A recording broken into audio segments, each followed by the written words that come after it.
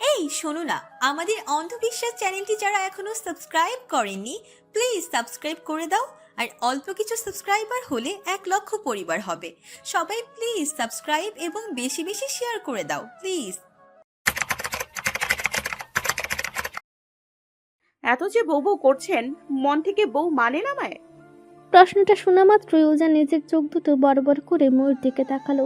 সে দেখলো মো নিজের খাটা কিছুটা কাত করে এক বুক আশা আর আকত নিয়ে তার চোখের দিকে এক দৃষ্টি তাকিয়ে আছে। ওজান তার সে গভীর ও তৃষ্ণার্থ দৃষ্টি দেখে এক পলকে বুঝতে পারলো মো এই মুহূর্তে তার মুখ থেকে ঠিক কোন কথাটা শোনার জন্য অধীর আগ্রহে অপেক্ষা করছে। সে শুনতে চায় তাসফিয়া মো শুধু উজান চৌধুরীর একমাত্র অর্ধাঙ্গিনী, তার ওয়াইফ।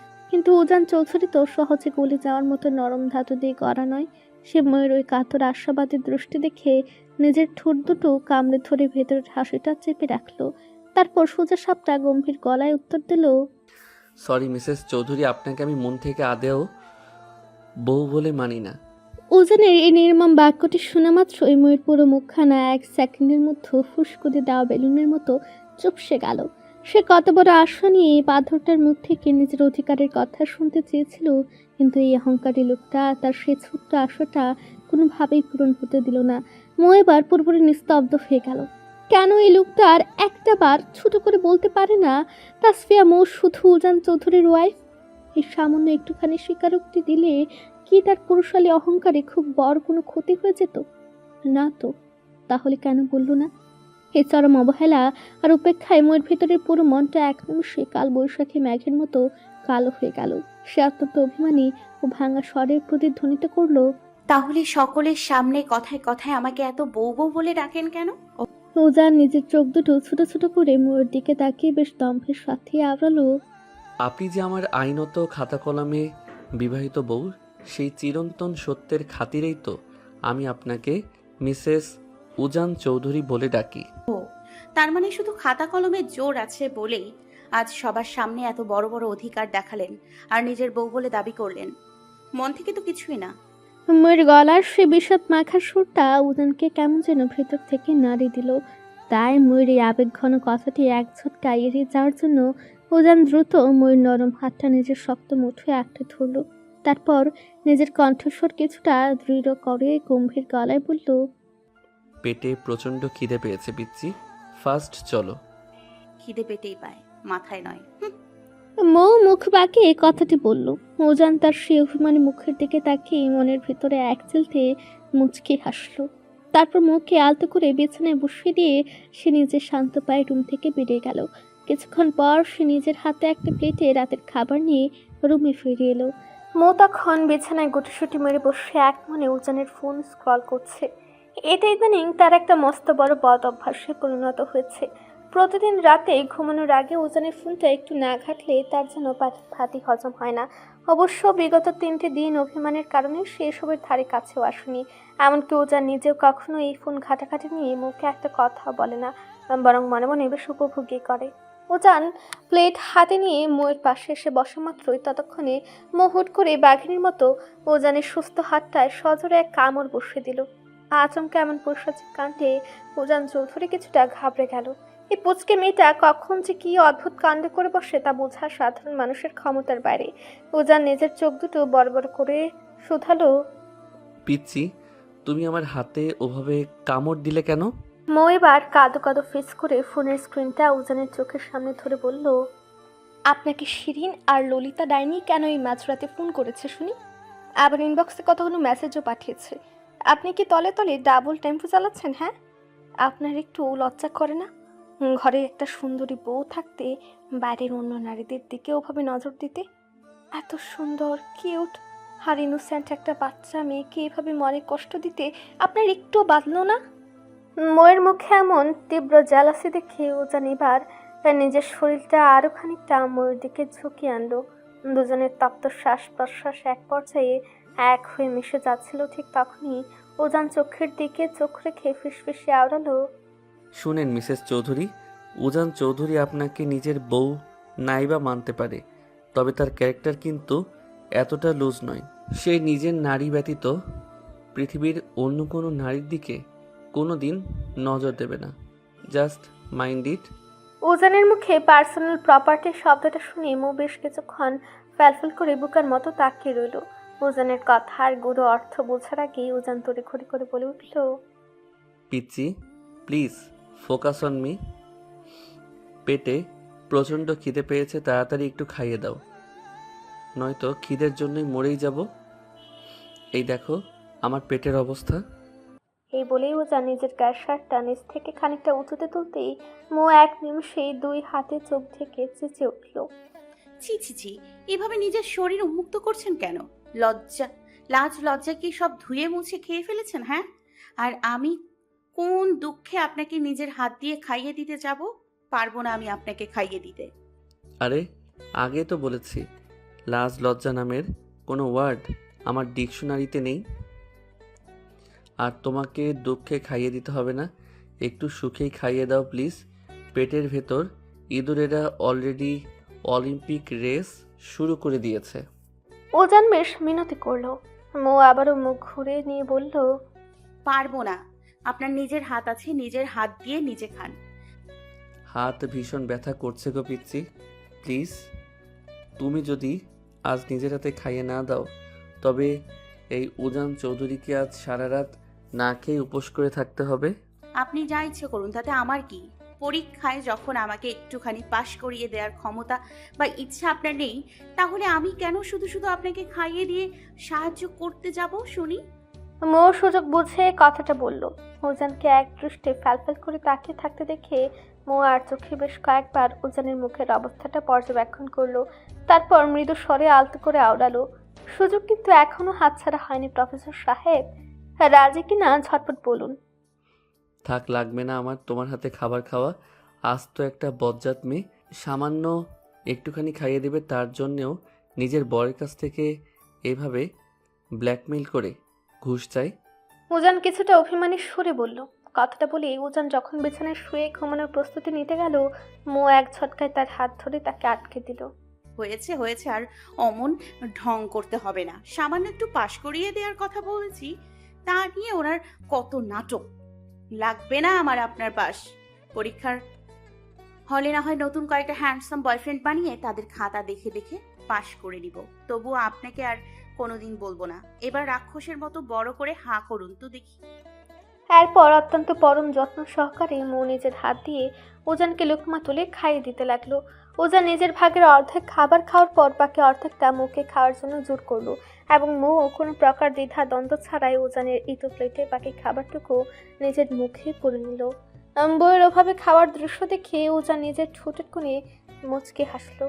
সে মুরব্বীদের মুখে বহুবার শুনেছিল একই প্লেটে স্বামী স্ত্রী একসাথে ভাগ করে খাবার খেলে নাকি তাদের ভেতরের পারস্পরিক ভালোবাসা ও মায়া বহু গুণ বেড়ে যায়।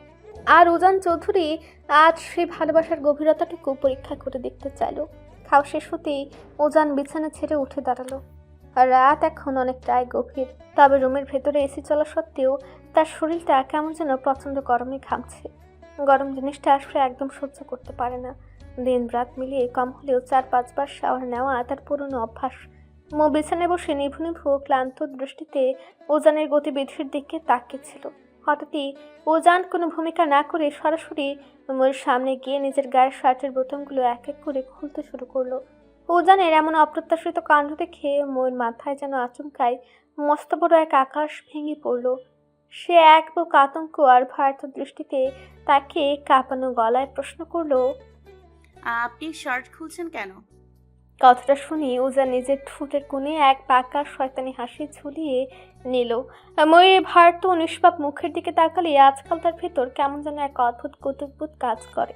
মেয়েটাকে আরেকটু ভয় দেখানোর উদ্দেশ্যে সে নিচের ঠোঁটটা কামড়ে বলে উঠল, এই রাতের বেলা শার্ট কেন খুলছি বুঝতে পারছো না?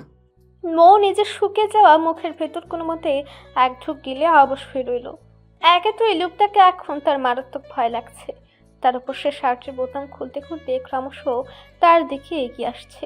ময়ূর প্রাণ পাখি যেন এই মুহূর্তে খাঁচা ছেড়ে উড়ে যাওয়ার জন্য ছটফট করছে। এমন বিপজ্জনক পরিস্থিতিতে পড়তে হবে জানলে সে নিচে কান্না করে হলেও নিজের শাশুড়ির আঁচল ধরে ওখানে ঘুমিয়ে পড়তো। কিন্তু এই অবরুদ্ধ রুমে এখন কি করবে সে কিছু বুঝতে পারল না। সে আবারও কাঁপতে কাঁপতে বলল, আপনি আমার দিকে এগিয়ে আসছেন কেন? পুরুষ মানুষ বউয়ের কাছে কেন এগিয়ে আসে শুনি? কথাটা শেষ করে উজান রসিকতা করে মৌকে এক চোখ টিপ দিল। উজানের ওই চোখের ইশারা বা ফ্লার্ট করা দেখে মৌয়ের কপালে বিন্দু বিন্দু ঘাম জমে উঠল। তার মাঝে উজান নিজের গা থেকে শার্টটা পুরোপুরি খুলে এক ঝটকায় তা মৌয়ের মুখের উপর ছুঁড়ে মারল এবং তার মুখের খুব কাছাকাছি নিজের চড়া শরীরটা ঝুঁকিয়ে আনলো। উজানের এমন চরম আক্রমণাত্মক রূপ দেখে মৌ আর নিজেকে সামলাতে পারল না। সে নিজের দুই হাত দিয়ে শক্ত করে নিজের চোখ দুটো বন্ধ করে চিৎকার দিয়ে উঠল। শাশুড়ি আম্মা বাঁচাও! ময়ের চিৎকার শোনা মাত্রই উজা নিজের চোখ দুটো বড় বড় করে রেখে তাকালো। ভাগ্যিস তার এই বেডরুমটা পুরোপুরি সাউন্ড প্রুফ, নয়তো এতক্ষণে মেয়ের এই মরণ চিৎকার শুনে বাড়ির ছোট বড় সবাই দরজা ভেঙে ভেতর চলে আসতো। উজান এক ঝটকায় ময়ের মাথার ঠিক পেছন থেকে টাওয়েলটা নিজের হাতে টেনে নিয়ে হুঙ্কার ছাড়লো। হব বেডি, চুপ করো। মাথায় এমন নোংরা চিন্তা নিয়ে ঘুরে বেড়াও, এক থাপ্পড় দিয়ে মাথার সব আজাইরা চিন্তা বের করে ফেলবো। আমি জাস্ট টাওয়েল নিতে এসেছি, আর ইনি কী সব ভেবে বসে আছে। ছি, অশ্লীল মেয়ে। মৌ এক মুহূর্তের জন্য পুরো থতমত খেয়ে গেল। মানল সে একটু মাঝে মধ্যে এক কাঠে বেশি বোঝে, তাই বলে নিজের ঘরের বউকে এভাবে কথা শোনাবে? এই পাষাণ লোকটার বুকে কি এইটুকু মেয়ের জন্য একটু মায়া দয়া নেই? আর মাঝে উজা নিজের স্বভাবসুলভ ধূপধাপ পা ফেলিয়ে শাওয়ার নিতে চলে গেল। ওজন বাথরুমে ঢোকা মাত্রই মৌ সুযোগ বুঝে টুকুস করে এক প্রকার পা দিয়ে রুম থেকে বেরিয়ে গেল। সে নিজের ছোট ছোট পা ফেলিয়ে করিডোর দিয়ে হেঁটে সোজা তোবা আর আরিয়ানের রুমের সামনে গিয়ে দাঁড়ালো এবং দরজায় টোকা দিয়ে মৃদু ডাক দিল। এদিকে আরিয়ান অনেক কাঠখড় পুড়িয়ে কতগুলো মিষ্টি কথা বলা মাত্রই তোবার রাগ ভাঙিয়ে তার একটু কাছাকাছি এসেছিল। ঠিক অমনি বাহির থেকে ময়ূষে চেনা কণ্ঠের ডাক শুনে সে এক বুক বিরক্তি নিয়ে দরজার দিকে তাকালো। বাইরে থেকে আরও বেশ কয়েকবার ডাক পড়তে আরিয়ানের ঠোঁটের কোণের সেই রোমান্টিক হাসি এক নিমিষে উধাও হয়ে গেল। সে খুব ভালো করে বুঝতে পেরেছে এই গভীর রাতে মৌ কেন উজানের রুম ছেড়ে এখানে হানা দিয়েছে। আরিয়ানের এমন চরম অসহায় ও কাচুমাচু মুখ দেখে তোমার নিজের হাসি আর ধরে রাখতে পারল না। সে নিজেকে আরিয়ানের শক্ত বাহুর বাঁধন থেকে মুক্ত করে হাসতে হাসতে বলল, যাও যাও, দরজাটা খুলে দাও গিয়ে। আরিয়ানের মুখ মুহূর্তের মতোই ফুস করে দেওয়া বেলুনের মতোই চুপসে গেল। সে চরম ক্ষোভে আওড়ায়, তুমি এটা বলতে পারলে জান, আমি কত কষ্ট করে বউটার অভিমান ভাঙিয়ে মাত্র এইটুকু কাছে এসেছি, অমনি উজানের ওই পুচকে বউ আমাদের প্রেমের মাঝে কাবাব মেয়ে হাড্ডি হতে চলে এলো। আমি কোনো জন্মেও দরজা খুলব না। আমি আজ এই রাতে আমার বউকে একদম নিজের কাছ করে কাছে পেতে চাই, ব্যাস। ইস, ওনার কত শখ। যাও, বেশি কথা না বাড়িয়ে দরজাটা খোলো দেখি। পারবো না আমি দরজা খুলতে। নিজের জ্যান্ত জামাইকে রুমে রেখে এখানে আমার পার্সোনাল লাইফে ব্যাগরা দিতে এসেছে। কতদিন পর আজ বউকে নিজের করে কাছে পাচ্ছি বলো তো। আরিয়ান বেশ মন খারাপ করে বলল। তোবা এবার চোখ রাঙিয়ে তাকালো। লজ্জা শরমের মাথা ধুয়ে খেয়েছো? যা বাবা, নিজের বউয়ের কাছে আবার কিসের লজ্জা? তুমি জাস্ট একদম চুপ করে বিছানায় বসে থাকো তো। মৌ একটু পর ভেতর থেকে কোনো সাড়া না পেয়ে এমনিতেই চলে যাবে, আর ও চলে গেলে আমি আমার বউকে আবার।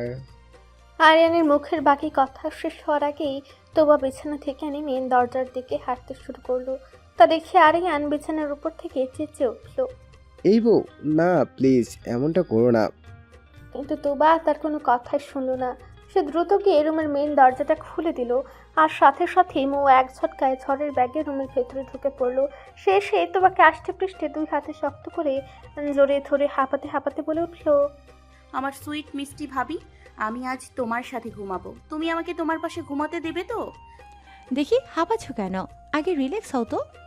না না না ভাবি, আমি একদম ঠিক আছি। তুমি প্লিজ ভাইয়াকে এই মুহূর্তে রুম থেকে বেরিয়ে অন্য কোথাও যেতে বলো। আমি আজ রাতে তোমার সাথেই ঘুমাবো। মৌয়ের কথা শোনা মাত্রই ওপাশ থেকে আরিয়ান এক মরণ চিৎকার দিয়ে উঠল। অসম্ভব, আমি আমার নিজের বউকে ছাড়া এই একা রাতে অন্য কোথাও থাকতে পারবো না। মৌ এবার নিজের আর চোখে আরিয়ানের দিকে একবার তাকালো, তারপর নিজের ভেতরের সমস্ত রাগ উগড়ে দিয়ে হনহন করে আরিয়ানের সামনে গিয়ে সোজা দাঁড়িয়ে গেল। চোখ দুটো বড় বড় করে বলল, যাবে না তুমি এই রুম থেকে? ও নো, কোনোদিনই যাব না। আরিয়ান বুক ফুলে বলল, ওকে ফাইন, দেখাচ্ছি মজা। এই বলে মৌ কোনো কিছুর তোয়াক্কা না করে এক ঝটকায় আরিয়ানের দুই পা শক্ত করে ধরে এমন এক টান দিল যে আরিয়ান মুহূর্তের মধ্যেই ধপাস করে মেঝের উপর চিৎ পটাং হয়ে আছাড় খেয়ে পড়ে গেল। আরিয়ান মেঝের শক্ত আঘাতে ব্যথায় কুকড়ে উঠল, কিন্তু মৌয়ের তাতে বিন্দু মাত্র দয়া হলো না। সে আরিয়ানকে মেঝের উপর দিয়ে টানতে টানতে কোনো মতে রুমের বাইরে বের করে দিল এবং ভেতর থেকে তুবাকে মেন দরজাটা আটকে দিতে বলল। তুবা মৌয়ের এমন কাণ্ড দেখে হাসতে হাসতে দরজার লকটা আটকে দিল। মৌ দরজার লক লাগাতেই আবারও তুবাকে শক্ত করে ধরে ধরে আদুরে গলায় বলল, আমার সুইট ভাবি একটা। এদিকে দরজার উপর সে করিডোরের মেঝেতে বসে আরিয়ান নিজের কপাল চাপড়ে চরম আহাজারি শুরু করে দিল। মৌ বোন আমার, প্লিজ আজকের রাত অন্তত অন্য কোথাও গিয়ে ঘুমা না রে বোন। আমি তোর ভাবিকে ছাড়া রাতে একা কিভাবে ঘুমাবো বল? এই বেরি অন্তত আমার বউটাকে তো আমার কাছে ফিরিয়ে দে। কিন্তু রুমের ভেতর থেকে আর কোনো রেসপন্স বা সাড়া এলো না। আরিয়ানের মনের যত শখ ছিল তা এক নিমিষে ধূলিসাৎ হয়ে গেল। এদিকে উজান শাওয়ার শেষ করে টাওয়াল দিয়ে চুল মুছতে মুছতে রুমে দেখে বিছানা একদম ফাঁকা, মৌ রুমে নেই। সে মুহূর্তের মধ্যেই বুঝে ফেলল তার সে অবাধ্য পুচকে পাখিটা আবারও সুযোগ বুঝে খাঁচা কেটে পালিয়েছে। কথাটা ভাবতেই তার মেজাজটা একেবারে সপ্তমে চলে গেল। সে কেবিনেট থেকে দ্রুত একটা টি শার্ট বের করে কোনো রকমে গায়ে জড়িয়ে এক বুক রাগ নিয়ে নিজের কক্ষ ত্যাগ করলো। করিডোর দিয়ে যাওয়ার সময় সে দূর থেকেই দেখতে পেল আরিয়ান নিজের রুমের বন্ধ দরজার সামনে হাঁটু গেড়ে অত্যন্ত করুণ মুখে বসে আছে। উজান তার সেই দশা দেখে ধীর পায়ে এগিয়ে গেল। তারপর ঠোঁটের কোণে তার ছেলের হাসি ফুটে উপহাসের সুরে আওড়ালো, ভাইয়া ভাবি বুঝি আজ মাঝরাতে লাথি মেরে তোমাকে রুম থেকে বের করে দিয়েছে? উজানের আমার রসত্ব কথা শোনা মাত্রই আরিয়ান এক ঝটকায় সোজা হয়ে দাঁড়িয়ে উজানের পিঠের উপর সজোরে এক কিল বসিয়ে দিল আর দাঁত কিরমিট করে উঠে, চুপ কর তোর ছেলে। আমার বউ বড্ড ভালো, সে অন্তত তোর মতো নয়। তুই কেমন পুরুষ মানুষ রে যে নিজের ঘরের এইটুকু একটা বউকে নিজের কাছে আটকে রাখতে পারিস না? বউটাকে যেই না একটু রোমান্স করার জন্য কাছে পেলাম, অমনি তোর ওই ডাকাত বউ এসে আমার সব শখ সাঙ্গে তুলে দিল। এখন আমি এই রাতে বউ ছাড়া কীভাবে একা একা থাকবো বল? উজানের জোড়াপ ছুঁইবার কুচকে উঠল। সে অবাক হয়ে জিজ্ঞেস করলো, তার মানে আমার পিচ্চি বউটা এখন তোমার রুমে? হ্যাঁ রে ভাই, তাড়াতাড়ি তোর ওই আপদ বউকে নিজের কাঁধে তুলে নিয়ে যা, এখান থেকে আমাকে বাঁচা। আরিয়ান অনুরোধ করলো। উজান মুহূর্তে নিজের ঠোঁটের কোণে এক বাঁকা শয়তানি হাসি ফুটিয়ে তুলল। সে খুব ভালো করে বুঝতে পারলো যে আরিয়ান এখন মস্ত বড় এক বিপাকে পড়েছে। সে সুযোগ বুঝে বলে উঠে, বউ আমি এখনই নিজের দায়িত্বে নিয়ে যেতে পারি ভাইয়া, তবে তার জন্য আমি কি পাবো শুনি? হোয়াট? তোর নিজের বউ তুই নিজের রুমে নিয়ে যাবি, তাতেও আমাকে তোকে ঘুষ দিতে হবে? ওকে, তাহলে দিতে হবে না। আমি চললাম ঘুমাতে, তুমি এখানেই দরজার বাইরে বসে রাত কাটাও। উজান উল্টো ঘুরে চলে যাওয়ার জন্য পা বাড়ালো। উজানকে চলে যেতে দেখে আরিয়ান তড়িঘড়ি করে তার হাতটা টেনে ধরলো এবং চরম আকুতি করে বলল, ভাই প্লিজ, তোর দুটি পায়ে পড়ে তোর বউকে নিয়ে গিয়ে আমাকে এই যাত্রা রক্ষা কর। বল তোর ঠিক কি চাই? বেশি কিছু না, জাস্ট আগামী 1 মাসের আমার শপিংয়ের খরচ। হোয়াট? তুই 1 মাস ধরে শপিং করলে তো আমাকে আগামী মাসে রাস্তার মোড়ে বাটি নিয়ে ভিক্ষা করতে বসতে হবে। ভাই প্লিজ একটু কম সময় চা। ওহ নো, কোনো কম হবে না। ভাই বোঝার চেষ্টা কর। আচ্ছা যা, আগামী একদিন তুই যত খুশি শপিং করবি, তার পুরো টাকা আমি নিজের পকেট থেকে দেব। এবার হবে তো? ওকে ডান, তবে কন্ডিশন হচ্ছে আমার ওই পিচ্চি বউয়ের শপিংয়ের খরচটাও কিন্তু তোমাকে দিতে হবে। আরিয়ান এবার নিজের অজান্তে বড় কঠিন এক ফাঁদে পড়ে গেল। এখন হ্যাঁ বলেও পকেট ফাঁকা, আর না বলে আজ রাতে বউ ছাড়া থাকতে হবে। তবু কোনো উপায় না পেয়ে সে নিজের চোখ বন্ধ করে বলে উঠল, ওকে বাবা, ওকে ডান। এবার তোর বউকে সরা। এরপর উজান দরজার সামনে দাঁড়িয়ে বেশ কয়েকবার কড়া গলায় মুখে ডাক দিল, কিন্তু ভেতর থেকে কোনো রেসপন্স বা সাড়া এলো না। ঠিক তখনই কাকতালীয়ভাবে উজানের ফোনের স্ক্রিনে সুদিনের নামটা ভেসে উঠল। মুহূর্তের মধ্যে উজানের ঠোঁটের কোণে এক অদ্ভুত কুটিল হাসি খেলে গেল। সে দরজার দিকে মুখ উঠিয়ে চেঁচিয়ে আওড়ালো, রুম থেকে কোনো সাড়া দেবে না, তাই তো পিচ্ছি? ঠিক আছে, কোনো প্রবলেম নেই। তোমার ওই শিরিন ডাইনি কিন্তু এইমাত্র আমাকে ভিডিও কল দিচ্ছে। তুমি যদি এখন নিজের ভালোই ভালোই দরজা খুলে আমার কাছে না আসো, তবে আমি কিন্তু এই গভীর রাতে শিরিনের সাথে ভিডিও কলে। ওজানের মুখের বাকি কথা শেষ হওয়ার সুযোগ পেল না। তার আগেই খট করে রুমের দরজা খুলে গেল এবং মৌ এক ঝটকায় রুম থেকে বেরিয়ে এসে তড়িঘড়ি করে ওজানকে আষ্টে পৃষ্ঠে জড়িয়ে ধরল। মৌয়ের এমন তীব্র জ্বালাসি আর পাগলামি দেখে ওজান নিজের মনে মনে মুচকি হাসলো। সে মুহূর্তের মধ্যে আর কোনো কথা না বাড়িয়ে মৌকে একটানে নিজের পাজা খোলা করে কোলে তুলে নিল।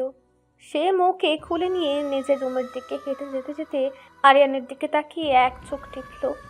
থ্যাঙ্কস ভাইয়া, এবার তুমি তোমার অসমাপ্ত রোমান্স কন্টিনিউ করতে পারো। বাই দ্য ওয়ে পিচ্চি, এই যে মাঝরাতে তুমি আমাকে এত কষ্ট দিলে, এর পানিশমেন্ট হিসেবে আজ সারা রাত আমি জেগে জেগে অনলি শিরিন এবং ললিতার সাথেই ফোনে প্রেম করব। উনি বললেই যেন হলো, আমার দুলহা অনলি আমার। আপনি আজ রাতে শুধু আমার সাথেই কথা বলবেন, দুনিয়ার আর কোনো ডাইনির সাথে নয়, বলে দিলাম। ওজান মৌকে নিজের রুমে নিয়ে সে ধীর পায়ে বিছানায় বসিয়ে দিল এবং দ্রুত গিয়ে রুমের দরজাটা লক করে দিল। তারপর সে মুচকি হাসতে হাসতে ধীর পায়ে মোড় দিকে এগিয়ে গেল। সে বিছানায় নিজের গায়ে এলিয়ে দেওয়া মাত্রই আবারও উজানের ফোনে শিরিনের নম্বর থেকে রিংটোন বেজে উঠল। ঘন ঘন শিরিনের ফোন আসতে দেখে মৌ এবার নিজের ভেতরের সমস্ত ধৈর্য হারিয়ে ফেলল। সে এক প্রকার হিংস্র বাঘিনীর মতো ওই বিদ্যুৎ গতিতে উজানের হাত থেকে ফোনটা কেটে নিল এবং কোনো কিছুর পরোয়া না করে ফোনটা সোজা মেঝের উপর সজরে আছাড় মেরে ছুঁড়ে ফেলল। ফোনটা এক পলকে চূর্ণ বিচূর্ণ হয়ে গেল। তারপর সে তীব্র গতিতে উজানের চড়া বুকের উপর নিজের শরীরের সমস্ত ভর ছেড়ে দিয়ে তার গলাটা দুই হাতে শক্ত করে জড়িয়ে ধরল। সে নিজের লাল হয়ে যাওয়া চোখ দুটো তুলে উজানের চোখের দিকে চেয়ে চরম শাসনের গলায় শোধালো, আমাকে আর বেশি রাগাবেন না বলে দিচ্ছি, নয়তো সত্যি সত্যি কোনো একদিন আপনাকে আমি নিজের হাতে কোরবানি দিয়ে দেব। এই মাথায় ভালো করে ঢুকে রাখুন, professor Ujan Chowdhury only and only এই তাসফিয়া মৌয়ের। তাসফিয়া মৌ নিজের জীবনে সব কিছু ভাগ করতে পারলেও নিজের স্বামীকে অন্য কোনো ডায়েরির সাথে কোনো দিন শেয়ার করবে না। জাস্ট মাইন্ড ইট। কথাটি শেষ করে মৌ নিজের সমস্ত অভিমান আর ক্লান্তি ভুলে ওজানের সে চড়া বুকের মাঝে নিজের মাথাটা পরম শান্তিতে ঠেকিয়ে দিল।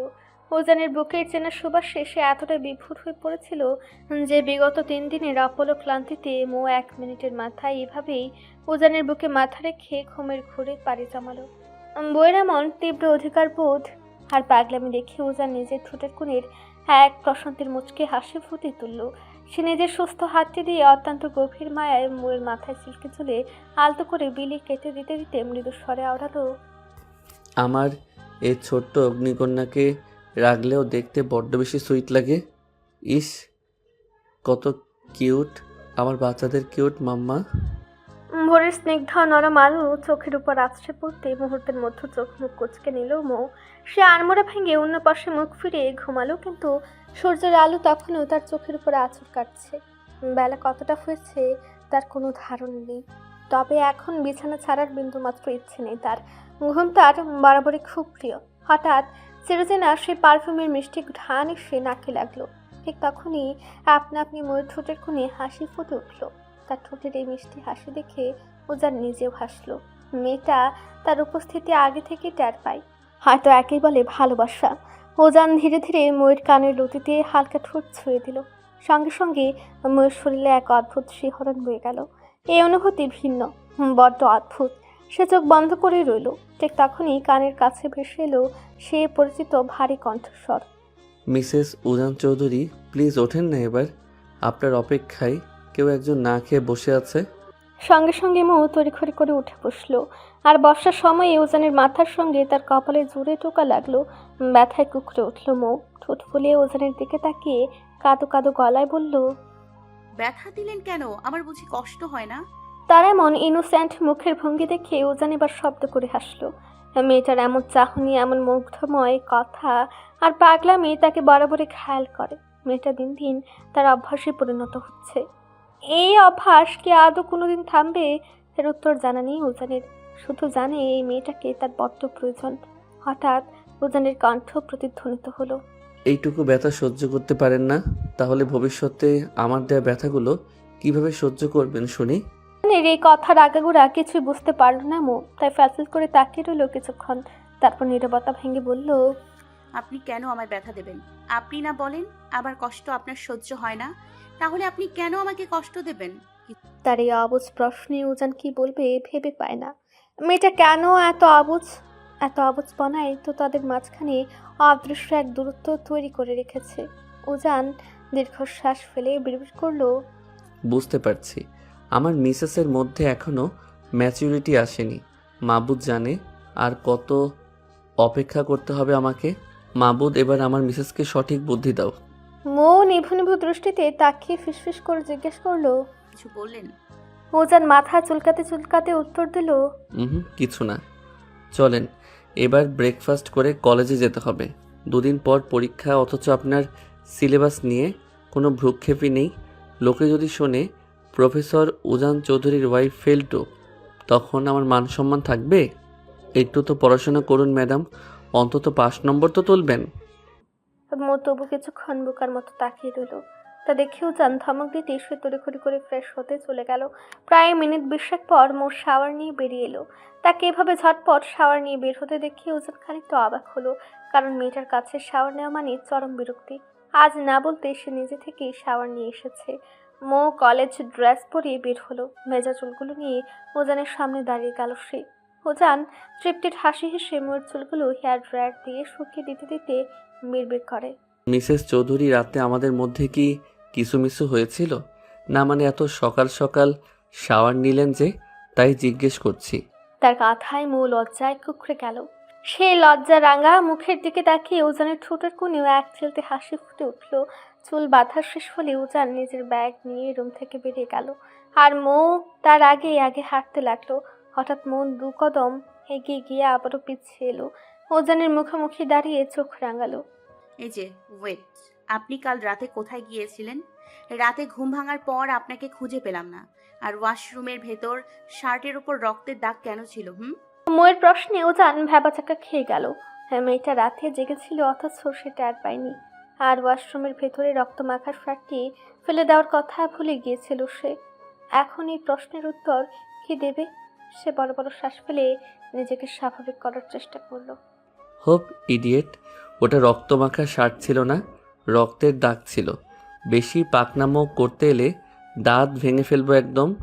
মৌ মুখ ঘুরিয়ে সিঁড়ি বেয়ে নিচে নামতে শুরু করলো। ব্রেকফাস্ট শেষ করে দুজনেই কলেজের উদ্দেশ্যে রওনা দিল। উজানের বাইকে বসে তাকে পেছন থেকে আষ্টে পৃষ্ঠে জড়িয়ে রাখলো মৌ। কলেজ গেট থেকে কিছুটা দূরে নেমে সে অন্য পাশে গিয়ে দাঁড়ালো। মৌ কলেজে প্রবেশের কিছুক্ষণ পর উজানও প্রবেশ করলো। অন্যদিকে মেহের গুটি গুটি পায়ে কলেজের দিকে এগিয়ে যাচ্ছে। আজ অনেক দিন পর কলেজে পা রাখা হচ্ছে। 2 দিন পর পরীক্ষা, সে নিয়ে তার দুশ্চিন্তার অন্ত নেই। এর মাঝে হঠাৎ করে কারো শক্ত বুকের সাথে সজোরে ধাক্কা খেল সে।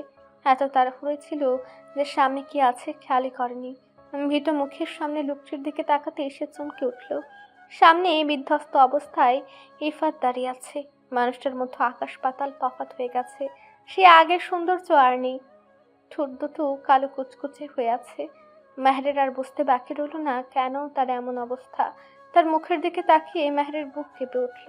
একটা ছেলে যে সামান্য মেয়ের জন্য নিজের এমন বেহাল দশা করতে পারে তা তার ধারণাতেও ছিল না। ইচ্ছে করছিল পাশ কাটিয়ে চলে যেতে, কিন্তু পা নড়ছেই না। হঠাৎ ইফাত তার হাত ধরে নিজের হাতের ভাঁজে ঢুকিয়ে সামনের দিকে এগোতে লাগলো। যেখানে তার হাত সরে দেওয়ার কথা ছিল সেখানে মেহেরের মনে এক অদ্ভুত অনুভূতি হচ্ছে। কেন এমন হচ্ছে তা সে নিজেও জানে না, তবে মনে হচ্ছে বহু বছর পর কোনো আপন মানুষের সন্নিকটে এসেছে সে। ইফাত মেহেরের দিকে তাকিয়ে মৃদু স্বরে আওড়ালো, কেমন আছো ফুলকন্যা? জি ভালো আছি। এইটুকু উত্তর দিয়ে মেহের চুপ হয়ে গেল। অতঃপর সে নিজেও ইফাতের দিকে তাকিয়ে মৃদু স্বরে জিজ্ঞেস করলো, আপনি কেমন আছেন মিস্টার? ইফাত অসহায় দৃষ্টিতে তাকিয়ে রইল। ইস, কপালে বিন্দু বিন্দু ঘাম জমে থাকা এই মেয়েটার মুখের দিকে তাকালে যেন তার সকল দুঃখ মুছে যায়। কিন্তু এই মেয়েকে নিজের করে পাওয়া কি আদৌ সম্ভব? সে তপ্ত শ্বাস ফেলল। যেহেতু বেঁচে আছি সেহেতু ভালোই আছি। তাজমহলের সৌন্দর্য কখনো বুঝতেই দেয় না সেটা আসলে একটা কবর। কথাটা যেন মেহেরের মাথায় বজ্রপাত করলো। মানুষটার চোখের দিকে তাকানোর আর সাহস হলো না। তার সাথে সাথে চোখ নামিয়ে নিল। কতটা কষ্ট পেলে মানুষ নিজেকে এইভাবে উপস্থাপন করতে পারে? কিন্তু সে বা এখন কি করবে? সে তো নিজের অন্ধকার অতীত ফেলে এসেছে, এখন কিভাবে এই মানুষটার সঙ্গে নতুন করে ঘর বাঁধবে? এটা তো অসম্ভব। মেহেরকে চুপ থাকতে দেখে ইফাত আবারও নিচু স্বরে আর্জি জানালো। বলবেন না, আজকের দিনটা কি আমাকে দেবে তুমি? প্লিজ, আর কখনো এমন আবদার নিয়ে তোমার সামনে আসবো না, কথা দিচ্ছি। মেহের এক পলক ইফাতের দিকে তাকালো। লোকটার চোখের কোণে স্পষ্ট অসহায় চাহনি। মেহেরের তীব্র ইচ্ছে হচ্ছিল দূরে কোথাও পালিয়ে যাওয়ার, কিন্তু আজ তার শরীর যেন আর সঙ্গ দিচ্ছে না। মন বলছে এই মানুষের কাছে থেকে যাও, কিন্তু মস্তিষ্ক বলছে এটা কোনোদিন সম্ভব নয়। মেহের না চাইতে ইফাতের কথায় রাজি হলো।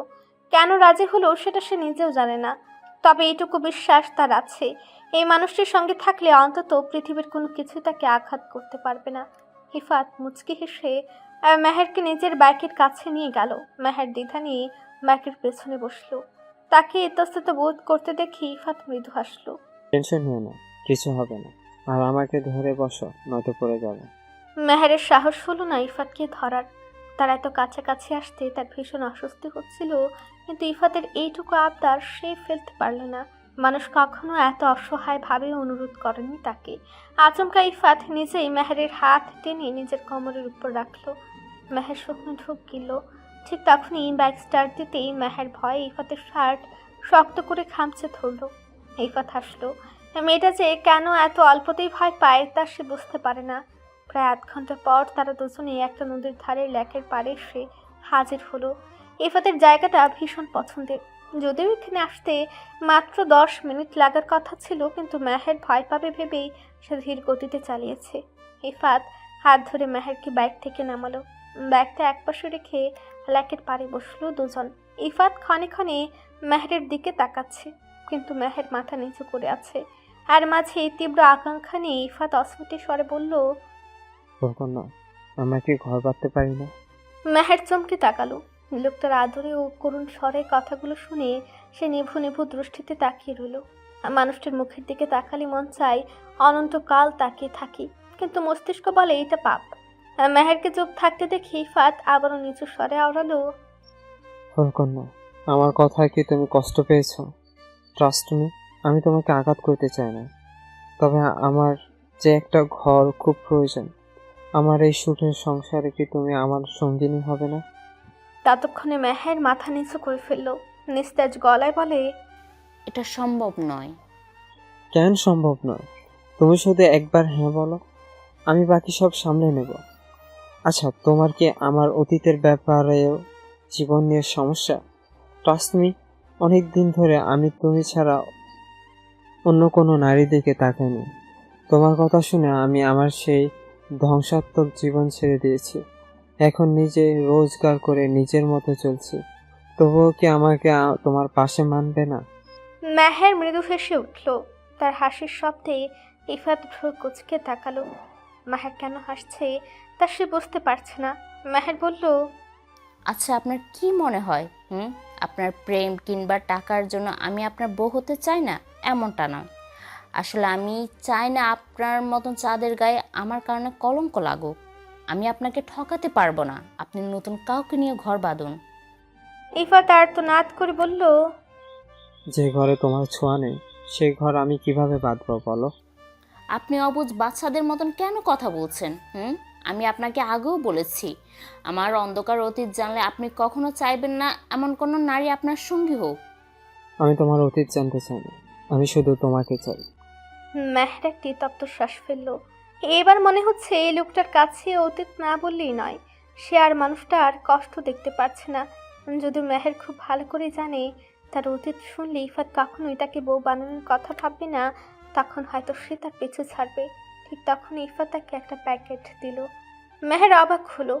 ইফাত মুচকি হেসে প্যাকেটটা নিতে বলল, কিন্তু মেহের হাত বাড়ালো না। ইফাত নিজে এই প্যাকেটটি তার হাতে গুজে দিল। মেহের বিস্ময় নিয়ে জিজ্ঞেস করলো, এটা কি? আমার প্রথম উপার্জনের টাকায় আমার ফুলকন্যার জন্য বিয়ের শাড়ি কিনেছি। যদিও তেমন দামি নয়, কিন্তু এটা পরে তুমি আমার বউ হবে। মেহের প্যাকেটটা আবারও ইফাতের হাতে দিয়ে চোখে চোখ রেখে বলল, শেষ পরীক্ষার দিন আমি আপনাদের বাসায় যাব আমার মামুনির সাথে দেখা করতে। সে রাতটা সেখানেই থাকবো। তারপর আপনাকে আমার জীবনের সেই জঘন্য অতীত খুলে বলবো। তারপরেও যদি আপনার মনে হয় আপনি আমাকে চান, তবে আমি এই শাড়িটা নিব। ততদিন এটা আপনার কাছেই থাকুক।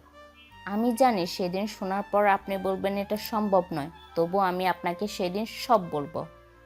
আমি জানতে চাই না তোমার অতীত।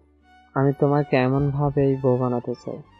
তবে তুমি যেহেতু আমাকে চ্যালেঞ্জ করেছো, তাহলে আমিও তোমাকে দেখিয়ে দেব ইফাত চৌধুরী তোমার যে অতিথি থাক না কেন, তোমাকে বউ বানিয়েই ছাড়বে।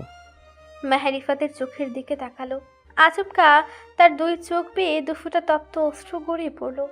এই মানুষটা নিজের মুখে যতটা সহজভাবে যতখানি জোর দিয়ে বলছে, বাস্তবতা কি আদৌ এতটা সহজ হবে? মেহেরের তা জানা নেই। তার ভেতরের অতীত চেয়ে বড় অন্ধকার, বড় ক্ষত বিক্ষত। মেহেরকে ওভাবে নীরবে কাঁদতে দেখে ইফাতের বুকের ভেতরটা মুচড় দিয়ে উঠল। সে আর নিজেকে সামলাতে পারল না। আচমকা মেহেরের কোমর জোরে ধরে এক ঝটকায় তাকে নিজের বুকের একদম কাছাকাছি টেনে নিল। মেহের মৃদু চমকে উঠলেও নিজেকে সরিয়ে নিল না। ইফাত নিজের হাতের বৃদ্ধাঙ্গুলি দিয়ে অত্যন্ত পরম মায়ায় মেহেরের গাল থেকে সে অশ্রুবিন্দু মুছে দিল। তারপর এক বুক ভালোবাসা নিয়ে ফিসফিসিয়ে আওড়ালো, ফুলকন্যা, কেঁদো না প্লিজ। তোমার চোখের অশ্রু আমার বুকটা ঝাঁঝরা করে দেয়। সব ঠিক হয়ে যাবে, দেখো। জাস্ট আর কয়েকটা দিন, তারপর তোমায় বউ করে নিয়ে যাব। দুপুর তখন 2টো। ওজা নিজের ক্লাস শেষ করে ক্লান্ত পায়ে নিজের কেবিনের দিকে এগোচ্ছিল। তার চোখে মুখে সারাদিনের ক্লান্তির ছাপ স্পষ্ট। কপাল বেয়ে বিন্দু বিন্দু ঘাম জমেছে। সারাদিন প্রায় পেরিয়ে গেল, অথচ মুখে সে এক পলকের জন্য দেখতে পায়নি। এমনকি এই ক্লাসের সময়ও না। মেয়েটা এতক্ষণ কোথায় ছিল তা সে কিছুতেই বুঝতে পারছিল না। তারপর আজ মেহেরও কলেজে আসেনি। তা নিয়ে তার টেনশন আরও দ্বিগুণ হচ্ছে। মেহের থাকলে অন্তত মুখে নিয়ে এতটা দুশ্চিন্তা করতে হতো না। সে আবারও কলেজের চারদিকে তীক্ষ্ণ নজর বোলালো, কিন্তু কোথাও তার পুচকে বউটার দেখা মিলল না। আগত এক বুক বিরক্তি ও রাগ নিয়ে সে নিজের কেবিনের দিকে চলল। মনে মনে ভাবলো আজ বাসায় গিয়ে মেয়েটাকে ইচ্ছে মতো পানিশমেন্ট দেবে। এত অবুঝ কেন সে? সে কি একটু বোঝে না যে তাকে এক পলক দেখার জন্য এই উজান চৌধুরী কতটা ব্যাকুল হয়ে থাকে? মনে মনে বউ নাই বা মানুক, তাই বলে এভাবে সারাদিন চোখের আড়ালে লুকিয়ে থাকতে হবে? তাছাড়া 2 দিন পর ফাইনাল পরীক্ষা। ঠিকমতো ক্লাস না করলে পরীক্ষায় পাশ করবে কিভাবে, সেটা সে মাথায় ঢুকাতে পারছে না। ওজন ধীর পায়ে নিজের কেবিনের দরজা খুলে ভেতরে ঢুকতে এক নিমিষেই তার চোখ দুটো জুড়ে গেল। সে দেখল মো তার প্রফেসরের আরামদায়ক চেয়ারটায় মাথা ঠেকিয়ে পরম শান্তিতে ঘুমিয়ে আছে। এতক্ষণে ওজানের সারাদিনের অশান্ত ছটফটে বুকটা এক অদ্ভুত শীতলতায় ভরে উঠল। সে এক পলক কেবিনের বাইরে চারদিকে তাকিয়ে ভেতর থেকে দরজাটা ভালো করে লক করে দিল। তারপর বিদ্যুৎ গতিতে নিজের প্রিয়তমার দিকে এগিয়ে গেল। হুট করেই একটা পুরুষালী হাতের চেনা স্পর্শ পেতেই মো ধরফর করে চেয়ার ছেড়ে উঠে দাঁড়ালো। সামনে ওজনকে দাঁড়িয়ে থাকতে দেখে তার ভারত বুকে যেন এতক্ষণে স্বস্তি ফিরে এলো। তার এই ভীত ফেস দেখে উজান শব্দ করে হেসে উঠল। তারপর সে নিচে চেয়ারে বসে একটানে মুখে নিজের কোলের উপর বসিয়ে নিল এবং কানের কাছে মুখ নিয়ে ফিসফিসিয়ে আওড়ালো। ও তখনও বিস্ময়ে ভরা চোখে উজানের দিকেই তাকিয়ে আছে। আচমকা ঘুম ভাঙায় নিজেকে স্বাভাবিক করতে তার কিছুটা ব্যাক পেতে হলো। খানিকটা স্বাভাবিক হতে সে উজানের দিকে ফ্যালফ্যাল করে তাকিয়ে কাঁদো কাঁদো মুখে বলল, খচ্চর লোক একটা, এভাবে কেউ ভয় দেখায়? আর একটুর জন্য আমার আত্মাটা খাঁচা ছাড়া হয়ে বেরিয়ে যায়নি।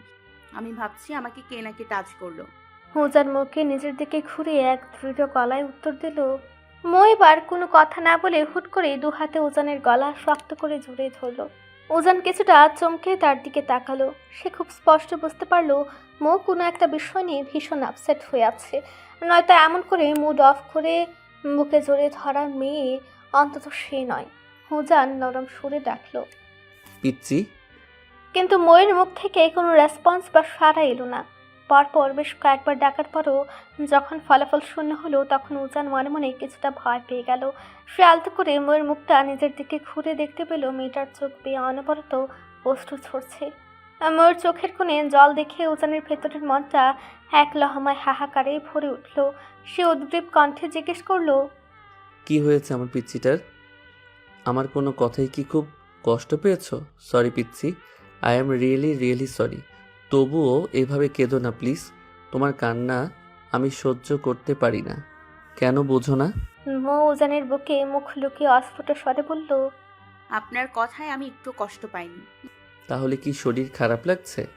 মাথা ব্যথা করছে তোমার? উজান কপালে হাত দিয়ে দেখার চেষ্টা করলো, কিন্তু তেমন কিছুই মনে হলো না। অতঃপর মৌ নিজেই বলে, তাও না।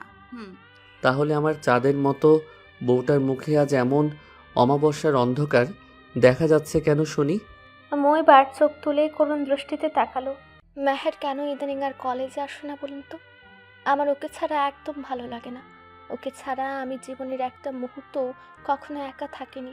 অথচ বিয়ের পর থেকে ওর সাথে আমার আজ কতদিন ধরে দেখাই হয় না। আপনি আপনি মেহেরকে আপনাদের বাসায় নিয়ে আসুন না প্লিজ। ওকে আপনাদের খাবার দিতে হবে না। ও আমার ভাগের খাবার থেকেই আধা আধি করে খাবে। তবু ওকে আপনাদের বাড়িতে নিয়ে আসুন না। ওর পড়াশোনার খরচও ও নিজেই চালাতে পারে। কারো দয়ার প্রয়োজন নেই ওর। আর কিচ্ছু চাই না আমার আপনার কাছে। মৌ আর মেহেরের মধ্যকার আত্মিক বন্ডিং উজান খুব ভালো করে জানে। মেয়ে দুটো ছোটবেলা থেকেই একে অপরকে ছাড়া এক রাতও অন্য কোথাও কাটায়নি। অথচ বিয়ের পর থেকে তাদের মাঝখানের দূরত্বটা আকাশচুম্বী হয়ে গেছে। উজান আসলে মেহেরকে আগেই বলেছিল তাদের চৌধুরী ভিলায় এসে থাকতে, কিন্তু মেহেরের আত্মসম্মান বোধ বড় বেশি হওয়ায় সে অন্যের আশ্রয় থাকতে রাজি হয়নি। উজান অত্যন্ত গভীর মায়ের সাথে মোর চোখের অশ্রুটুকু নিজের আঙ্গুল দিয়ে মুছে দিল। তারপর তাকে নিজের বুকের সাথে শক্ত করে জড়িয়ে নিল। সে হেসে আওড়ায়, ধুর পাগলি, এই সামান্য কারণে কেউ এভাবে কান্না করে? আর মেহের তো আমার শালিকা, সে আমাদের সাথে থাকবে, তাতে এখানে টাকা পয়সা আর খরচের কথা আসছে কেন? হ্যাঁ, আমার তো নিজের কোনো বোন নেই। মেহের তো আমার নিজের বোনের মতোই। তোমার মেহেরকে চাই তো? মৌ মাথা নেড়ে সায় দিল। ওকে ডান। তুমি আজ বাসায় পৌঁছানোর আগেই দেখবে মেহের তোমার বাসায় তোমার সামনে হাজির হয়ে গেছে। মৌ একটু ইতস্তত করে বলে, আমার তো বাড়ি নেই, তবে মেহের কোথায় যাবে? ওকে আপনি আপনাদের বাড়িতে আসতে বলুন। মৌয়ের মুখে আমার বাড়ি নেই শব্দটা শোনা মাত্রই ওজান নিজের পকেট থেকে এক চিলতে মুচকি হাসি সহকারে একটা চকচকে চাবির গুচ্ছ বের করে মৌয়ের ছোট্ট হাতের মুঠোয় গুঁজে দিল। তারপর মৃদু স্বরে আওড়ালো, কে বলল আপনার নিজের কোনো বাড়ি নেই মিসেস চৌধুরী? আজ থেকে আপনার নিজেরও একটা বিশাল সাম্রাজ্য আছে। উজান চৌধুরী তার আলিশান বাংলো বাড়িটা আজ প্রীতি উপহার হিসেবে তার এই পিচ্চি ওয়াইফিকে গিফট করলো। মোর চোখ তো এবার কপালে ওঠার উপক্রম। মানুষটা এমন কেন? সামান্য একটা কথা শুনে কত কি ভেবে বসে থাকে। তার থেকে বড় কথা, সে তো জাস্ট কথার কথা বলেছে, তাই বলে তাকে আস্তে একটা বাংলো বাড়ি গিফট করে দিতে হবে? কেমন পুরুষ মানুষ এই উজান চৌধুরী! হ্যাঁ, মো নিজেও মাঝে মাঝে উজানকে ঠিকঠাক বুঝে উঠতে পারে না যে এই লোকটা আসলে কোন ধাতুতে তৈরি। মুখে ওভাবে নিভু নিভু দৃষ্টিতে তাকিয়ে থাকতে দেখে উজান মুচকি হেসে মেয়ের মুখে আলতো করে একটা ফু দিল। তারপর খানিকটা ঝুঁকে তার কানের কাছে ফিসফিসে আওড়ালো, শুনুন মিসেস চৌধুরী, আপনি যেটাকে আপনাদের বাড়ি বলছেন সেটা মোটেও শুধু আমাদের বাড়ি নয়। আপনি যেহেতু আমার কিউট সুইট ওয়াইফি, সেহেতু চৌধুরী ভিলাটাও আপনার নিজেরই বাড়ি। আপনার নিজের বাড়িতে আপনার যখন যা ইচ্ছে যাকে ইচ্ছে এনে রাখতে পারেন। এতে কেউ আপনাকে কোনো প্রশ্ন করার সাহস পাবে না। সমাজ নয়, উজান চৌধুরী নিজের ওয়াইফের জন্য রুলস নিজে তৈরি করে। উজানের কথা শুনে এবার খিলখিল করে হেসে উঠল মৌ। মানুষটা তাকে যে কেন এত ভালো বোঝে সে নিজেও তো তা ভেবে পায় না। তবে হঠাৎ সে আবারও নিজের মুড অফ করে মুখটা গোমরা করে নিল। এবার আর উজানের বুঝতে বাকি রইল না যে কেন তার পিচ্ছি বউটার মন খারাপ হয়েছে। এখন দুপুর অনেকটা গড়িয়ে গেছে, সেই হিসেবে তার পেটে এতক্ষণে নিশ্চিতভাবে খিদে চনমন করে উঠেছে। উজান মুখে কোলে তুলে নিয়ে সামনের টেবিলের উপর বসালো। তারপর নিজের টিফিন ক্যারিয়ার থেকে একটা প্লেটে খাবার বেরিয়ে অত্যন্ত যত্ন সহকারে মুখে মুখে তুলে খাইয়ে দিতে লাগলো। মৌ কোনো টু শব্দ না করে নিশ্চুপভাবে খেয়ে নিল। প্রচণ্ড খিদে পেয়েছিল তার উপর উজান এভাবে পরম মায়ায় খাইয়ে দেওয়ায় সে বেশ তৃপ্তি সহকারেই খেলো। খাওয়া শেষ হলে উজান প্লেটটি রেখে আবারও মৌয়ের মুখোমুখি হয়ে বসলো। জিজ্ঞেস করলো, এখন কি বাকি ক্লাসগুলো করবে নাকি একেবারে বাসায় চলে যাবে? মৌ ঘাড়ছি বলল, সামনে তো পরীক্ষা, তাহলে ক্লাসগুলো করেই যাই, কেমন? হ্যাঁ, ভালো করে করো। পরীক্ষায় রেজাল্ট যদি কোনো কারণে খারাপ আসে তখন কিন্তু একটা মাইরও মাটিতে পড়বে না, একদম পিঠের উপর পড়বে, দেখে নিও। ওজান হালকা ধমকে সুরে ভয় দেখালো। দেখা যাবে। মৌ একগাল হেসে জবাব দিল। এই বলে টেবিল থেকে নেমে গটগট করে কেবিন থেকে চলে গেল মৌ। ওজান তার যাওয়ার দিকে তাকিয়ে মুচকি হাসলো। মৌ গুনগুন করে গান গাইতে গাইতে করিডোর দিয়ে হেঁটে যাচ্ছিল। এমন সময় আচমকায় ললিতা কোথা থেকে সে শক্ত করে তার হাত টেনে ধরলো এবং টেনে হিচড়ে কলেজের দালান থেকে কিছুটা দূরত্বে নিয়ে গেল। হুট করে এমনটা হওয়ায় মুখ খানিকটা ঘাবড়ে গিয়েছিল, কিন্তু পরক্ষণেই ললিতাকে নিজের সামনে ওভাবে দাঁড়িয়ে থাকতে দেখে তার মেজাজটা একেবারে ছুটে গেল। সে কর্কশ কণ্ঠে গর্জে উঠে বলল, এই চেমড়ি, তুই কোন সাহসে আমার হাত ধরে টেনে এখানে নিয়ে এলি? হ্যাঁ, ময়ূরীটুকু কথায় ললিতার নিজের মেজাজও চড়ে গেল। সে চোখ রাঙিয়ে রাগান্বিত গলায় বলে, তার আগে তুই বল, তুই উজান স্যারের কেবিনে এতক্ষণ ধরে কি করছিলি, তাও আবার ভিতর থেকে দরজা লক করে? তার কথায় মুখ খানিকটা ভ্যাবাচাকা খেয়ে গেল। এমন আচমকা প্রশ্নে সে কিছুটা চমকে উঠলেও নিজেকে দ্রুত সামনে নিল। সে আসার সময় চারপাশে ভালো করে দেখে কেবিনে ঢুকেছিল, তবু ওই ডাইনির চোখে কিভাবে পড়ল। তবে মৌ এবার আর ভয় পেল না, বরং উল্টো রাগের দৃষ্টিতে ললিতার দিকে তাকালো। আমি স্যারের রুমে যা ইচ্ছে তাই করি, তাতে তোর কি? আমার কি মানে? তুই সামান্য একজন স্টুডেন্ট হয়ে স্যারের সাথে দরজার ওপারে লক করে ভিতরে এতক্ষণ? ললিতার মুখের বাকি নোংরা কথা শেষ হওয়ার সুযোগ পেল না। তার আগে মৌ নিজের ডান হাতটা ঘুরিয়ে ঠাস ঠাস করে ললিতার গালে পরপর দুটো জোরালো থাপ্পড় বসিয়ে দিল। Just mind your language Lalita, নিজের লিমিট ক্রস করিস না একদম। মৌ দাঁত কিরমির করে বলল। ললিতা নিজের জ্বলতে থাকা গালে হাত দিয়ে চরম রাগী ও অপমানিত গলায় বলল, তুই আমাকে থাপ্পড় দিলি, আর আমি মিথ্যাটা কি বলেছি? হ্যাঁ, স্যারের তো তুই কেউ হস না, তাহলে এতক্ষণ কেবিনে একা কেন ছিলি? নিজের নোংরা শরীর দেখিয়ে পরীক্ষায় রেজাল্ট ভালো করতে চাস, তাই না? ললিতার এমন জঘন্য কথা শুনে ময়ের ভেতরের বাঘিনী রূপ যেন এবার জেগে উঠল। সে আর এক মুহূর্ত দেরি না করে আবারও সজোরে ললিতার অন্য গালে একটা থাপ্পড় বসিয়ে দিল। তোকে আমি আগেই বলেছি নিজের লিমিটে থাকতে, আর তুই নিজে নোংরা বলে আমাকেও নিজের মতো নোংরা ভাবছিস। আমার স্যারের সাথে কিছু পার্সোনাল দরকারি কথা ছিল, তাই গিয়েছিলাম। এই তাসফিয়া মৌ সামান্য পরীক্ষায় ভালো রেজাল্ট পাওয়ার জন্য তোর মতো এমন নিচু ও সস্তা কাজ কোনোদিন করে না, বুঝলি? আগে নিজের নোংরা চরিত্র ঠিক করে, তারপর অন্যকে জ্ঞান দিতে আসবি। জাস্ট মাইন্ড ইট। কথাগুলো এক নিঃশ্বাসে ছুঁড়ে দিয়ে মৌ বড় বড় পা ফেলে সেখান থেকে চলে গেল। ললিতা গালে হাত দিয়ে চরম ক্ষোভ আর প্রতিহিংসা নিয়ে ময়ূর চলে যাওয়ার দিকে তাকিয়ে রইল। নিজের দাঁত কিরমির করে বিড়বিড় করে, তো আমি দেখে নিব মৌ, স্যারের সাথে তোর কিসের এত মাখামাখি আর কাছাকাছি আসা, সেটা আমি সবার সামনে এনেই ছাড়বো। এটাই এই ললিতার প্রমিস। বিকেল তখন 5টা। চারদিকটা আজ হালকা নিঝুম হয়ে আছে, পুরো আকাশ কালো মেঘে আচ্ছন্ন। আকাশ দেখে খুব স্পষ্ট বোঝা যাচ্ছে যে কিছুক্ষণের মধ্যেই তুমুল বৃষ্টি নামবে। রাস্তায় দু একটা গাড়ি ছাড়া তেমন কোনো মানুষজন দেখা যাচ্ছে না। এর মাঝেই হুট করে ঝমঝমে বৃষ্টি নামতে শুরু করলো। উজান মুখে নিয়ে বাইকে করে বাসার উদ্দেশ্যে রওনা দিচ্ছিল, আর মাঝ রাস্তায় এমন আচমকা বৃষ্টি নামায় সে বেশ বিপাকে পড়ে গেল। সে আর এক মুহূর্ত দেরি না করে সঙ্গে সঙ্গেই বাইক থামিয়ে দিল। তার এমন কাণ্ডে মৌ বেশ অবাক হলো। উজানের কথা মতো মৌ বাধ্য হয়ে বাইক থেকে নেমে গেল। বৃষ্টি আর একটু জোরে আসার আগেই উজান মৌয়ের হাত শক্ত করে আঁকড়ে ধরে রাস্তার ধারের একটা চায়ের দোকানে গিয়ে দাঁড়ালো। সে মুখে নিয়ে কোনো রকম রিস্ক নিতে চায় না। তার উপর 2 দিন পরে ফাইনাল পরীক্ষা। এমনিতেই পড়াশোনা নিয়ে তার দুশ্চিন্তার শেষ নেই। এখন যদি বৃষ্টিতে ভিজে জ্বর বাঁধিয়ে বসে, তবে তো মস্ত বড় কেলেঙ্কারি হয়ে যাবে। চায়ের দোকানদার তাদের অবস্থা দেখে ভেতরে একটা কাঠের বেঞ্চে বসতে বলল। উজান আলতো করে মৌকে সেখানে বসে দিল এবং এক হাত দিয়ে তাকে আগলে নিজের বুকের সাথে জড়িয়ে রাখলো। তখন চারদিকের মানুষ বৃষ্টি থেকে বাঁচার জন্য একটু আশ্রয়ের খোঁজে ভীষণ ব্যস্ত। বসে থাকতে থাকতে মৌয়ের নজর হঠাৎ গেল একজোড়া শালিক পাখির দিকে। তারা পরম নিশ্চিন্তে একে অপরকে ছুঁয়ে একসাথে বৃষ্টিতে ভিজছে। দৃশ্যটা দেখা মাত্রই ময়ূর নিজেরও বৃষ্টিতে ভেজার তীব্র ইচ্ছে জাগলো, কিন্তু পাশে বসা উজানকে বলার সাহস পাচ্ছে না। যদি লোকটা সবার সামনে তাকে কড়া বকা দেয়, সেই ভয়ে সে গুটিয়ে রইল। কিন্তু মনের ভেতরে বৃষ্টিতে ভেজার তীব্র আকাঙ্ক্ষা কিছুতেই দমাতে পারছিল না সে। অবশেষে মনের ভেতর এক রাশ ভয় চেপে রেখে সে ফিসফিস করে বলে উঠল, প্রফেসর সাহেব। উজান ঘাড় বাঁকিয়ে ময়ূর দিকে তাকালো, তারপর মৃদু স্বরে আওড়ালো, কিছু চাই? আমি একটু বৃষ্টিতে ভিজতে চাই। না, এখন নয়, বাসায় গিয়ে ভিজো। উজান শান্ত গলায় উত্তর দিল, আমি এখনই ভিজতে চাই। বাসায় যেতে যেতে যদি বৃষ্টি চলে যায় তখন তো আর ভিজতে পারবো না। বললাম না এখন নয়।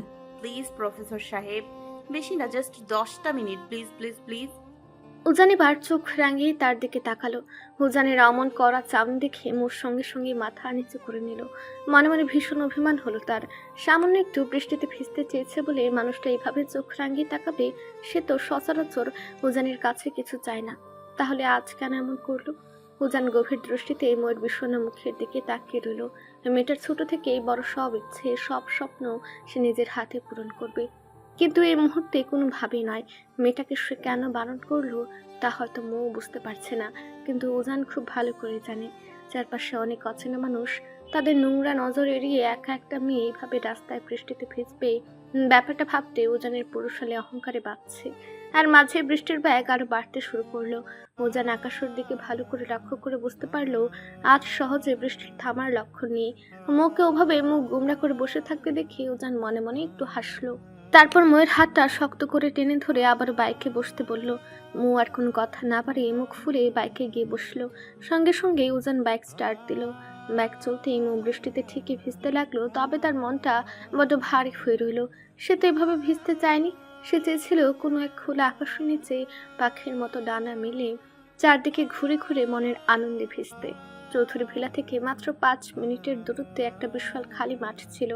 বাচ্চাদের খেলার এই সুন্দর জায়গাটা এখন বৃষ্টির কারণে একদম ফাঁকা। চারপাশটা ভীষণ মনোরম দেখাচ্ছে। উজান হঠাৎ বাইকটা সেখানে এনে থামালো এবং মৌকে নামিয়ে দিল। মৌ তখনও অভিমান করে মাথা নিচু করে দাঁড়িয়ে আছে। ঠিক তখনই উজানের ভারী কণ্ঠস্বর তার কানের কাছে ফিসফিসে উঠল। মিসেস চৌধুরী, এখন আপনার যতটুকু ইচ্ছে, যেভাবে ইচ্ছে বৃষ্টিতে ভিজতে পারেন।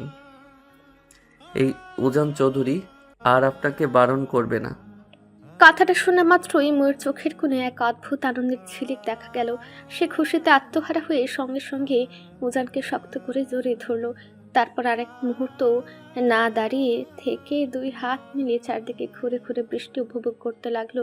তাকে ওভাবে আনন্দ করতে দেখে আশেপাশের 2-3টি বাচ্চাও এসে ময়ের সঙ্গী হলো। আর এদিকে উজান নিজের বাইকটার সাথে হেলান দিয়ে দাঁড়িয়ে এক দৃষ্টে তার প্রিয়তমার এই নিষ্পাপ পাগলামি দেখতে ব্যস্ত রইল। খানিকক্ষণ পর উজান ঘড়ির দিকে তাকিয়ে ময়ূর উদ্দেশ্যে ডেকে উঠল। পিচ্ছি, এইবার বাসায় চলো, আর নয়, বেশি ভিজলে ঠান্ডা লেগে যাবে। মৌ এক পলক উজানের দিকে তাকালো। তার নিজের আরো ভিজতে ইচ্ছে করলেও সে আর জেদ করলো না, বরং লক্ষ্মী মেয়ের মতো উজানের কথায় রাজি হয়ে বাইকে উঠে বাসায় চলে এলো। বাসায় ঢুকেই মৌ চটচল দিয়ে দৌড়ে নিজের ভেজা জামা কাপড় নিয়ে সোজা কিচেন রুমে ঢুকলো। কিন্তু সেখানে মেহেরকে না দেখে মুহূর্তে তার মুখটা আবারও কালো হয়ে গেল। তাকে ওভাবে শুকনো মুখে দাঁড়িয়ে থাকতে দেখে শাশুড়ি মৌসুমী চৌধুরী আদরে স্বরে বললেন, এসেছিস মা? মৌ কাদো কাদো গলায় উত্তর দিল, শাশুড়ি আম্মা, মেহের কি এখনো আসেনি? তোমার ছেলে যে বললো আমি বাসায় আসার আগেই নাকি মেহের এখানে চলে আসবে। মৌসুমী চৌধুরী মুচকি হেসে বললেন, একবার ছাদে গিয়ে দেখ, মেয়েটা কখন থেকে তোর জন্য অপেক্ষা করছে। মৌসুমী চৌধুরীর কথা শুনে ময়ের মনটা খুশিতে নেচে উঠল। সে আবারও উল্টো ঘুরে দৌড় লাগাতে লাগাতে বলল, আবারও বৃষ্টিতে ভিজবো জানু, মৌ কামিং। সে যখন মাঝপথে ঠিক তখনই পেছন থেকে উজানের গম্ভীর ও কড়া কণ্ঠস্বর প্রতিধ্বনিত হলো। মিসেস চৌধুরী, ঠিক 5 মিনিটের মধ্যে আমি আপনাকে রুমে দেখতে চাই, নয়তো আজ আপনাকে কঠিন পানিশমেন্ট পেতে হবে। জাস্ট মাইন্ড ইট। কথাটা উজান নিচের দিকে তাকিয়ে বলল। ময়ের দিকে একবার চোখ তুলে তাকালো না। মৌ কিছুক্ষণের জন্য থমকে দাঁড়িয়ে উজানের দিকে তাকালো, তারপর গটগট করে ছাদের দিকে চলে গেল। আর উজান নিজেও নিজের রুমে ঢুকে পড়লো। প্রায় ঘন্টাখানেক পর উজান ওয়াশরুম থেকে শাওয়ার শেষ করে কোমরে টাওয়াল পেঁচিয়ে বেরিয়ে এলো। রুমে ঢুকে সে একদম স্তব্ধ হয়ে গেল। বিছানার দিকে তাকিয়ে দেখলো মৌ এখনো রুমে আসেনি। এতক্ষণ ধরে মেয়েটা ভেজা কাপড়ে ছাদেই রয়ে গেছে। এত সময় বৃষ্টিতে ভিজলে জ্বর তো নিশ্চিত আসবে, কিন্তু অবুঝ মেয়েটা যেন কিছুতেই তা বুঝতে চাইছে না। উজান কোনো রকমে একটা ট্রাউজার আর টি-শার্ট গায়ে জড়িয়ে রাগ নিয়ে রুম থেকে বের হতে যাবে, ঠিক তখনই মৌ দরজা দিয়ে রুমে এসে তার সামনে হাজির হলো। মোর উপস্থিতি টের পেয়ে উজান মাথা নিচু করেই অত্যন্ত গম্ভীর ও ঠান্ডা স্বরে আওড়ালো, টাইম কতটুকু দিয়েছিলাম মিসেস চৌধুরী? মৌ আর কোনো কথা না শুনে এক পা এগিয়ে গিয়ে খপ করে উজানের টি শার্ট টেনে ধরলো। তারপর নিজের ডাগর ডাগর চোখ দুটো বড় বড় করে রাগে গলায় বলল, তার আগে আপনি আমাকে একটা কথা বলুন, আপনি কোন সাহসে এই মিসেস চৌধুরীর দিকে তাকান? ওভাবে নিচের দিকে চোখ নামিয়ে কথা বলছেন কেন? হ্যাঁ, আপনি কি জানেন আমি কার ওয়াইফ? আপনি আমাকে এভাবে অ্যাভয়েড করছেন? আপনি জানেন আমার বরকে? উজানের ঠোঁটের কোণে এক চিলতে হাসির রেখা ফুটে উঠল।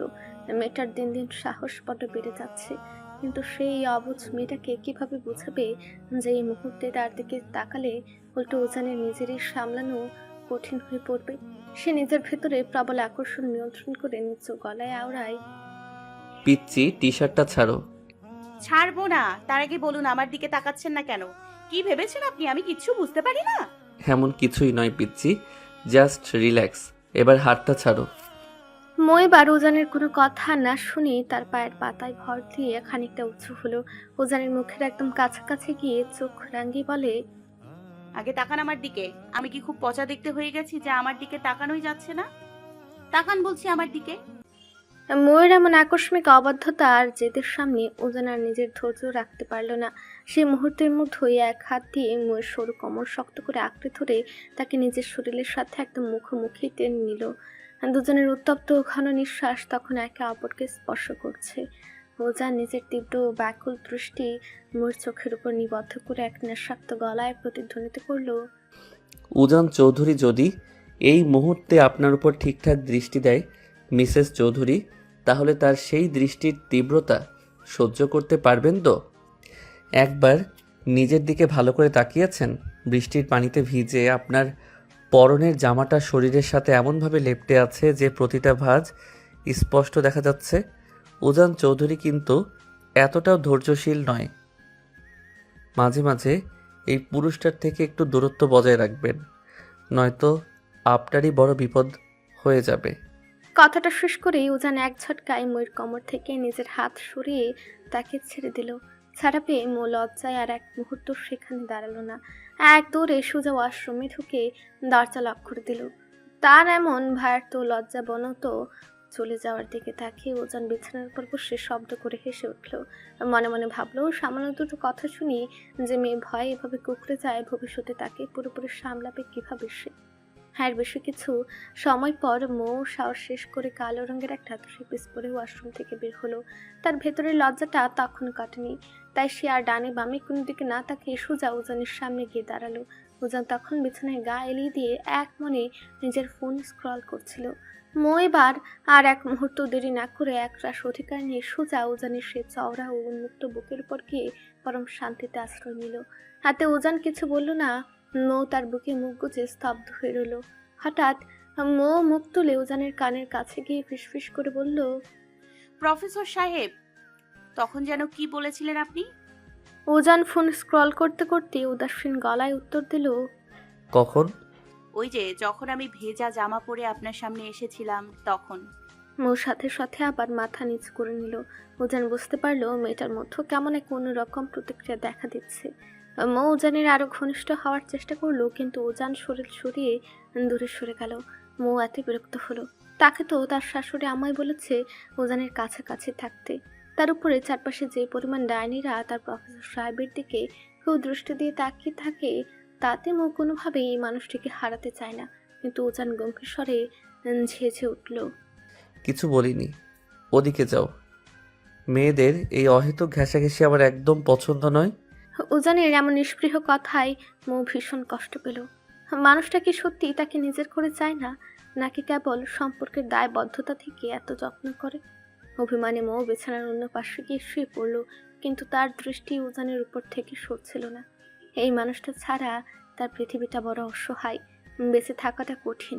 উজান মই নীরবতা দেখে পাশ ফিরে তাকালো, ধীর গলায় জিজ্ঞেস করলো, কি ম্যাডাম, এমন করে তাকিয়ে আছেন কেন? আমি প্রেগনেন্ট। কথাটা শেষ হওয়ার আগেই মৌ নিজের মুখ চেপে ধরল। সে কি বলতে কি বলে ফেললো ভাবতে নিজের উপর প্রচণ্ড রাগ হচ্ছে তার।